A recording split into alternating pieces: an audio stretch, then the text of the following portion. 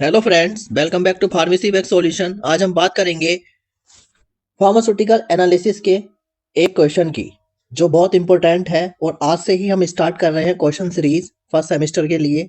ठीक है, तो आज हम फार्मास्यूटिकल के क्वेश्चन नंबर 1 की बात करेंगे। यूनिट 1 से है, ये बहुत ज़्यादा इंपॉर्टेंट है। लगभग हर एग्जाम में, मतलब फार्मास्यूटिकल के हर बार एग्जाम में आता ही है। ठीक है, तो करते हैं बात। कौन सा है question? Errors and analytical errors के बारे में। एरर्स, व्हाट इज एरर, ये भी लिख के आ सकता है, और व्हाट इज एनालिटिकल एरर। ठीक है, ये एक ही है। Differentiate determinate and indeterminate error. ठीक है, write the sources and methods to minimising error in detail. तो सबसे पहले हमें बताना है कि एनालिटिकल एरर क्या है, अंतर बताना है डेटर्मिनेंट एरर में और इनडेटर्मिनेंट एरर में। ठीक है, यानी टाइप्स बताने हैं हमें एरर के, टाइप्स ऑफ एरर्स। फिर मेथड्स बताने हैं, यानी सोर्स बताने हैं, और उसके बाद में मेथड्स बताने हैं कैसे हम इन्हें कम कर सकते हैं, मिनिमाइज कर सकते हैं। ठीक है, प्रिवेंट कर सकते हो सकते हैं एरर से। ठीक, तो स्टार्ट करते हैं। आंसर हम विद आंसर आपको अच्छे से समझाएंगे। ठीक है, और आप क्वेश्चन को प्रिपेयर करना। ठीक है, पहले समझना अच्छे से, फिर याद करना, लर्न करना, और उसके बाद एक बार लिख कर देखना। ठीक है, हम रोज क्वेश्चन देंगे एक। स्टार्ट करते हैं आंसर। तो एरर, एरर होता क्या है? सिंपली एरर क्या है? एरर क्या है? मिस्टेक है, मिस्टेक है एरर का मतलब। Error is the difference between true value and measured value. है ना, एक ट्रू वैल्यू होगी जो स्टैंडर्ड वैल्यू होगी किसी चीज़ की। जैसे माना हमारे पास कोई टैबलेट है, ठीक है, 500 mg की, पैरासीटामोल की। तो 500 mg क्या हो गई? इसकी ट्रू वैल्यू हो गई। ठीक, अगर हमने इसके एपीआई को मेजर किया बैलेंस पर, ठीक है, मेजरिंग बैलेंस पर या वेट बैलेंस पर, तो इसका वेट उसने दिखाया 510 mg। ठीक है, तो क्या हुआ? जो 10 की आ गई, प्लस 10 की एरर आ गई इसमें। ये होता है एरर।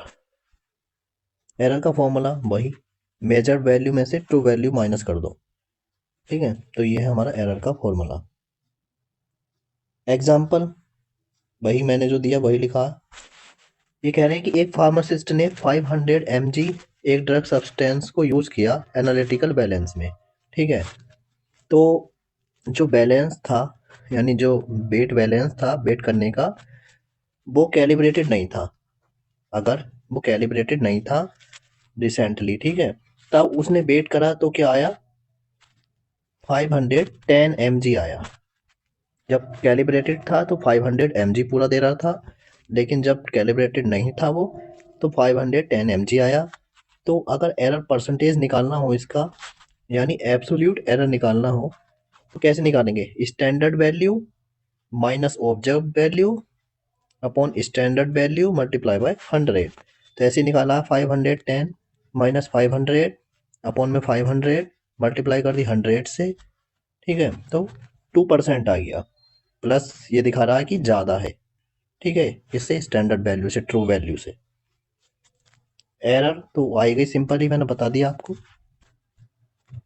अब टाइप्स की बात करते हैं एरर्स के। एरर मेनली 2 टाइप्स की होती है, सिस्टमैटिक या डेटर्मिनेट एरर, और रैंडम एरर या इनडेटर्मिनेट एरर। ठीक, अब देखो सिंपली डेटर्मिनेट एरर क्या है, जिसे हम डेटरमाइन कर सकते हैं। सिस्टमैटिक है एक तरह से। तो सिस्टमैटिक एरर जो है जनरली कब बाय फॉल्ट होती है, ठीक है, इन द एनालिटिकल प्रोसीजर और इट्स इंस्ट्रूमेंट। ठीक है, एनालिटिकल प्रोसीजर में हो सकती है या किसी इंस्ट्रूमेंट में हो सकती है। अब या फिर ये लिख सकते हैं आप, या दीज एरर्स आर प्रेडिक्टेबल। कैसी होती हैं? प्रेडिक्टेबल होती हैं, डेटरमाइन होती हैं। ठीक है, पता कर सकते हैं इन्हें। Can be traced to a specific cause.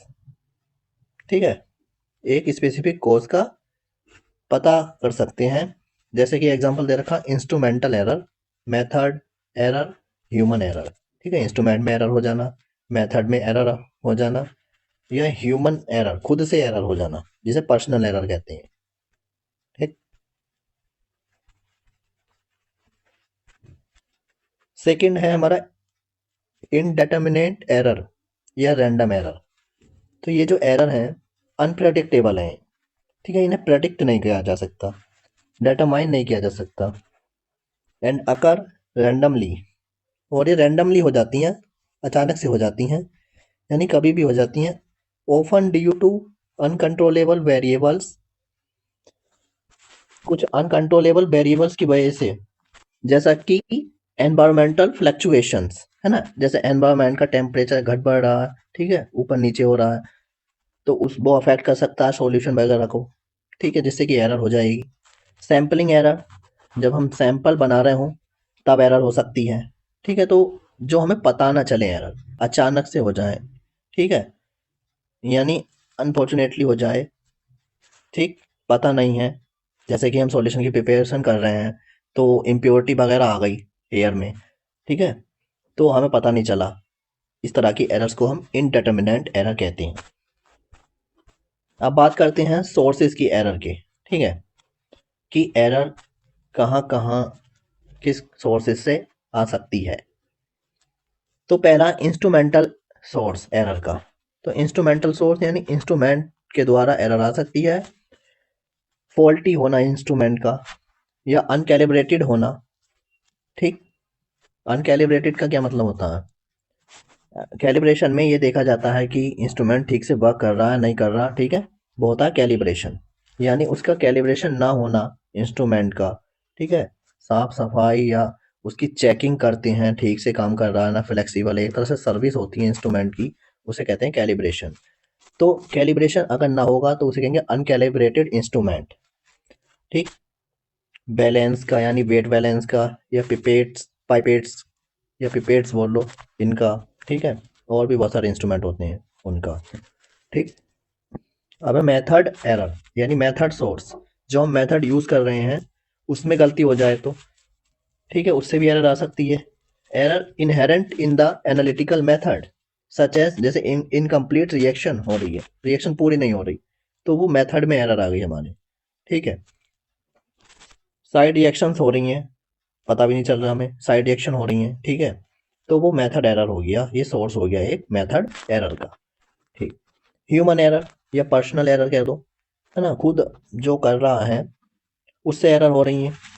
तो error caused by human mistake, human की गलती से एरर हो रही है, जैसे कि मिस रीडिंग डेटा, हमने मिस रीडिंग कर ली डेटा की, कुछ रीडिंग और थी लेकिन हमने कुछ रीडिंग अलग लिख ली, ठीक है, इस तरह से। इनकरेक्ट कैलकुलेशन हो गई बाय मिस्टेक हमसे, ठीक, और इनकरेक्ट कैलकुलेशन वगैरह ये सब दे रखा है इसमें।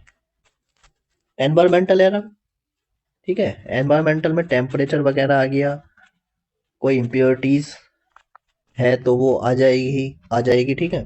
तो error caused by external factors, जो एक्सटर्नल फैक्टर से एरर आएगी, जैसे टेम्परेचर में, ह्यूमिडिटी में, लाइट एक्सपोजर में, यानी कोई अगर सॉल्यूशन लाइट से सेंसिटिव है ज़्यादा, तो अगर लाइट आ रही है तो वो उसमें एरर आ सकती है, ठीक है, वो ख़राब हो सकता है, डिकम्पोज हो सकता है। ह्यूमिडिटी यानी मॉइस्चर का आ जाना, ठीक है, उससे भी हमारी ड्रग या जो एनालाइज कर रहे हैं हम, उसका रिजल्ट सही नहीं आने का है, एरर आ जाएगी तो। ठीक, ये था। अब डिफरेंस देख लेते हैं हम डेटर्मिनेंट एरर में और इनडेटर्मिनेंट एरर में, पूछ लिया जाता है अलग से भी, वेरी शॉर्ट में भी पूछ लेते हैं इसे, ठीक है। तो मैंने वेरी शॉर्ट जो दिए थे आपको फार्मास्यूटिकल एनालिसिस के, उसमें ये क्वेश्चन नहीं लिखा था मैंने, क्योंकि मैं इसे शॉर्ट और लॉन्ग में कराऊंगा, इसलिए यहाँ से आप कर लेना इसे, ठीक। अब देखते हैं प्रेडिक्टेबल एरर्स। तो प्रेडिक्टेबल डेटर्मिनेट क्या है? प्रेडिक्टेबल एरर्स है। इनडेटर्मिनेट एरर्स क्या है? अनप्रेडिक्टेबल है, इन्हें प्रेडिक्ट किया जा सकता है, पता लगाया जा सकता है, डेटरमाइन किया जा सकता है, जबकि इन्हें अन इनडिटर्मिनेंट एरर को नहीं किया जा सकता, ठीक। एरर्स कैन बी डेटरमाइंड, ये वाली एरर्स को डेटरमाइन किया जा सकता है, कौन सी को? डेटरमाइन एरर को, नाम से ही पता चल रहा है। इनडेटरमाइंड एरर को डेटरमाइन नहीं किया जा सकता। ये जो एरर है इन्हें करेक्ट किया जा सकता है, इनडेटरमाइंड एरर को करेक्ट नहीं किया जा सकता, सिंपल। ये जो है यूनी डायरेक्शनल है, ठीक है, एक ही डायरेक्शन में होती हैं, और ये बाय डायरेक्शनल है, ये मल्टी डायरेक्शनल है, ठीक है। सिंपल है, इधर से भी हो सकती हैं उधर से भी हो सकती हैं, इस तरह से समझ सकते हैं। अब मिनिमाइज कम कैसे किया जा सकता है? कैलिब्रेशन करके, स्टैंडर्डाइजेशन करके, ठीक है। कैलिब्रेशन किसका? इंस्ट्रूमेंट का। स्टैंडर्डाइजेशन करके, ठीक है। स्टैंडर्डाइजेशन में क्या करते हैं हम? एक जो चेक किया हुआ है स्टैंडर्ड सॉल्यूशन है, उससे टेस्ट सॉल्यूशन को कंपेयर करके देखते हैं, ठीक है। उसे कहते हैं स्टैंडर्डाइजेशन। मिनिमाइज्ड बाय, अब इनडेटरमिनेट एरर में क्या है? Minimised by increasing replicates by using statistical method, है ना। एरर को इसमें मिनिमाइज कर सकते हैं क्या करके? स्टैटिकल मेथड का यूज करके, ठीक। स्टैटिकल मेथड का मतलब होता है जैसे मीन वगैरह, जैसे बहुत सारी रेटिंग ली हमने, 21 आया, 22 आया, फिर 21 आया, 23 आया, तो इन चारों का मीन निकाल के 21 आ गया मीन, तो ये हो गई इसकी स्टैटिकल वैल्यू, ठीक है। इन्हें प्लस करा, चारों को अपॉन कर दिया 4 से, ये, ठीक। अब आते हैं methods of minimising error. Error को कैसे कम किया जा सकता है, पहले से ही सावधानियां कौन कौन सी बरतनी चाहिए। तो regularly calibrate and standardise instrument and method to ensure accuracy. तो हमें कैलिब्रेशन कराना चाहिए सारे इंस्ट्रूमेंट का रेगुलरली, है, हर टाइम पीरियड पर। 7 डेज में हो रहा है तो 7 डेज में, 30 डेज में हो रहा है तो 30 डेज में, ठीक है। एक महीने के अंतर से या सप्ताह के अंतर से होना चाहिए। स्टैंडर्डाइज इंस्ट्रूमेंट, इंस्ट्रूमेंट को स्टैंडर्डाइज करना चाहिए, ठीक है। मेथड्स टू एंश्योर एक्यूरेसी, जिससे कि जो एक्यूरेसी आ सके, ठीक है। स्टैंडर्डाइज करना चाहिए इंस्ट्रूमेंट के मेथड्स को, जिससे कि एक्यूरेसी आ सके। और हमें रेफरेंस स्टैंडर्ड्स का यूज़ करना चाहिए, जैसे कि फार्माकोपिया वगैरह है, जिससे कि एनालिटिकल मेथड्स उसमें से देखकर हमें टेस्ट करने चाहिए, जिससे कि एरर ना आ सके, हैं, एरर्स के चांसेस बहुत ही ज़्यादा कम हो, ठीक। Perform blank determination to account for contamination, है ना। ब्लैंक टाइट्रेशन आपने पढ़ा होगा, ठीक। ब्लैंक टाइट्रेशन कराते हैं हम। ब्लैंक का मतलब है पहले ऐसे ही टाइट्रेशन, मतलब जैसे वेट बैलेंस हमारे पास, तो पहले चेक कर लिया, उस पर रख के कोई चीज़ का ट्रू वैल्यू लिखा है उस पर रख के चेक करा, तो वो इतना ही आएगा, तो वो हो गई एक तरह से ब्लैंक मेथड हो गया, वो है ब्लैंक डिटर्मिनेशन हो गया, ठीक। तो इसी तरह से कंटामिनेशन से बचने के लिए ब्लैंक डिटर्मिनेशन करते हैं, ठीक है। Use statical method such as mean, median, mode, ये पढ़ा होगा आपने, ठीक है। तो स्टैटिकल मेथड्स का यूज करते हैं, मीन निकाल लिया तो उससे ज़्यादा एक्यूरेट वैल्यू आ गई, ठीक। Follow good laboratory practices guidelines, follow करके गुड लेबोरेटरी प्रैक्टिसेस की गाइडलाइन, GLP जिसे शॉर्ट में कहते हैं, ठीक है। ये मैंने नोट लिखा है, देख लेना, देखो तो आप इसे भी, लेकिन अगर ना भी देखोगे, यहाँ तक भी लिखोगे, तो भी 10 मार्क्स का आंसर बहुत अच्छे से लिखा है मैंने ये, ठीक है। नोट में क्या लिखा है मैंने? एब्सोल्यूट एरर कौन सी है और रिलेटिव एरर कौन सी है? एब्सोल्यूट एरर वही है जो मैंने सिंपल डेफिनेशन पढ़ाई ऊपर, कि difference between true value and measured value, दोनों के बीच में डिफरेंस, ठीक है, ट्रू वैल्यू के बीच में और मीजर्ड वैल्यू के बीच में। अब रिलेटिव एरर कौन सी है?